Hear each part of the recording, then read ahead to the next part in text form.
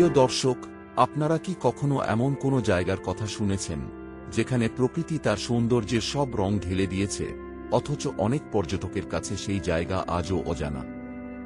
আজ আমরা চলেছি ওডিশার এক অনন্য, রহস্যময়, মন মাতানো গ্রাম মাচুকান্দা ঘুরে দেখতে। একদিকে ঝর্ণা, অন্যদিকে পাহাড়, আবার একদিকে ঐতিহাসিকতা আর লোককথার মিশেল। চলুন শুরু করি এই রোমাঞ্চকর যাত্রা।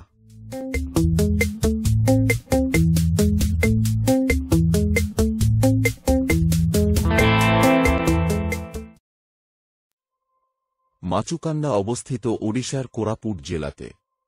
ভুবনেশ্বর থেকে দূরত্ব প্রায় ৬০০ কিমি। আপনি চাইলে ট্রেনে বিশাখাপত্তনম হয়ে জেয়ারিগুড়া, কোরাপুট বা দুমুরিপুট পৌঁছে সেখান থেকে গাড়ি করে মাচুকান্দা যেতে পারেন। রোড জার্নির প্রতিটি বাঁকে যেন এক একটি চিত্রকর্ম। পাহাড়ি রাস্তা, বুনো ফুলের সৌরভ, আর মাঝে মাঝে ছোট ছোট গ্রাম, যেন কোনো উপন্যাসের পাতা।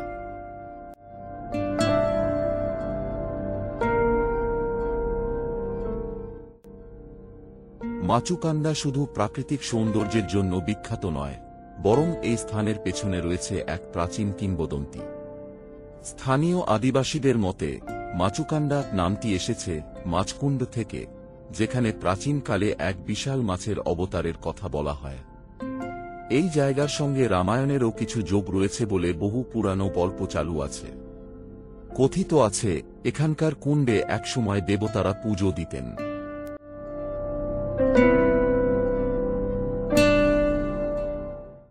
মাচুকান্দার সবচেয়ে উল্লেখযোগ্য দিক হচ্ছে এখানকার হাইড্রো ইলেকট্রিক প্রজেক্ট। ১৯৪৮ সালে শুরু হয় এই প্রকল্প, যা অন্ধ্রপ্রদেশ ও ওড়িশা যৌথভাবে পরিচালনা করে।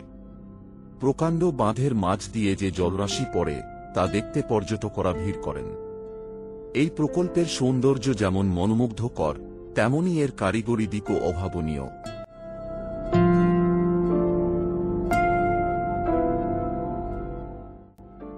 এখানে রয়েছে দুধুম ঝর্ণা। প্রায় ১৫৭ মিটার উচ্চতা থেকে পড়া এই জলপ্রপাত দেখতে সত্যিই যেন কোনো স্বপ্নের দৃশ্য। বর্ষাকালে যখন নদীতে জল বেড়ে যায়, তখন ঝর্ণার গর্জন যেন পুরো উপত্যকায় প্রতিধ্বনিত হয়। আশেপাশে ঘন জঙ্গল, বুনো পশু পাখির ডাক, আর পাহাড়ি হাওয়া, সব মিলে এক অসাধারণ অভিজ্ঞতা।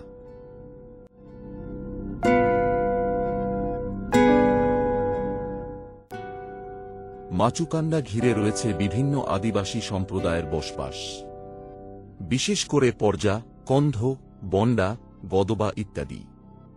এরা তাদের নিজস্ব ভাষা, সংস্কৃতি ও রীতিনীতি নিয়ে এখনও প্রাচীন ঐতিহ্য বহন করে চলেছেন। তাদের নৃত্য, গান, হস্তশিল্প ও খাদ্যাভ্যাস পর্যটকদের আকর্ষণ করে। পরজা সম্প্রদায় সাধারণত কৃষিকাজে নিয়োজিত। তাদের জীবনযাত্রা প্রকৃতি নির্ভর এবং তারা বিভিন্ন লোকাচার ও ধর্মীয় আচার পালন করে থাকে। পরজাদের মধ্যে নারীরা রঙিন পোশাক পরে, রূপার গয়না পরে থাকে এবং তাদের নাচে প্রকৃতির সুর প্রতিফলিত হয়।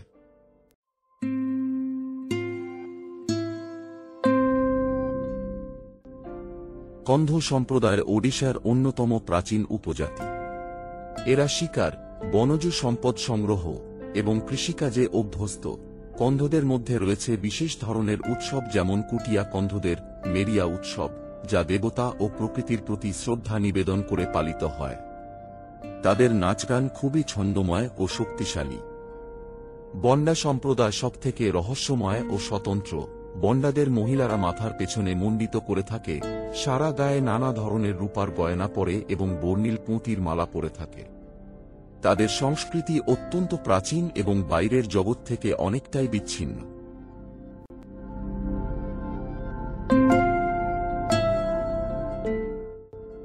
গদবা সম্প্রদায় বিশেষ করে তাদের ধিমসা নৃত্যের জন্য প্রসিদ্ধ। এ নাচ সাধারণত দলগতভাবে করা হয়, যেখানে বর্ণিল শাড়ি পরে মহিলারা এবং বাদ্যযন্ত্র বাজিয়ে পুরুষেরা একত্রে অংশ নেয়। এই ধিমসা নৃত্য পর্যটকদের অত্যন্ত আকর্ষণ করে। এছাড়া এই সমস্ত আদিবাসীদের হাতে তৈরি হস্তশিল্প, যেমন বাঁশ ও কাঠের তৈরি সামগ্রী, নকশাদার কাপড় এবং মৃৎশিল্প পর্যটকদের মধ্যে জনপ্রিয়। তাদের খাবারের মধ্যে থাকে স্থানীয় ভেষজ, শস্য এবং পাহাড়ি ফলমূল দিয়ে তৈরি করা সহজ সরল অথচ পুষ্টিকর খাদ্য।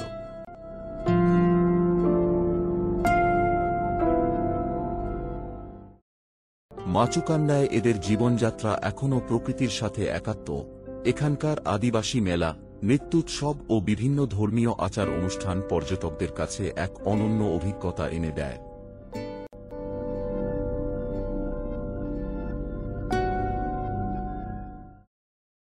যদি মাচুকান্ডায় আসেন তবে যে জায়গাগুলো অবশ্যই ঘুরে দেখবেন তা হল দুধুমা জলপ্রপাত, মাচুকান্ডা ড্যাম ও বিদ্যুৎ কেন্দ্র, আদিবাসী হাট ও লোকশিল্প বাজার, কোরাপুটের জগন্নাথ মন্দির। এছাড়া ট্রেকিং, নেচার ওয়াক এবং বোটিং করারও সুযোগ রয়েছে।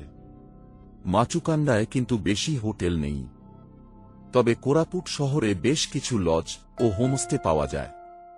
সরকার পরিচালিত ট্যুরিস্ট বাংলোতেও থাকার ব্যবস্থা রয়েছে।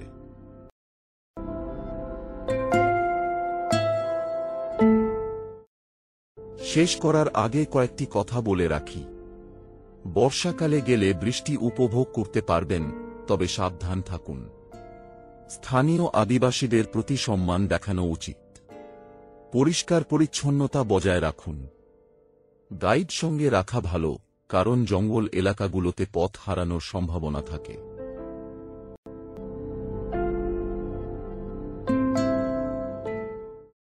মাচুকান্ডা এক অপার সৌন্দর্যের লুকানো খনি। প্রকৃতি, ইতিহাস, সংস্কৃতি সব একসাথে এখানে হাতছানি দেয়। আসুন এই অফবিট ডেস্টিনেশনকে আবিষ্কার করুন। কেবল ঘুরে দেখাই নয়, বরং এই অঞ্চলের মানুষ ও তাদের সংস্কৃতির সঙ্গে আত্মিক যোগাযোগও গড়ে তুলুন। বন্ধুরা, ভিডিওটি যদি ভালো লেগে থাকে তাহলে অবশ্যই লাইক করুন, শেয়ার করুন এবং সাবস্ক্রাইব করতে ভুলবেন না। নতুন নতুন অজানা জায়গার গল্প নিয়ে আবার আসব। ধন্যবাদ।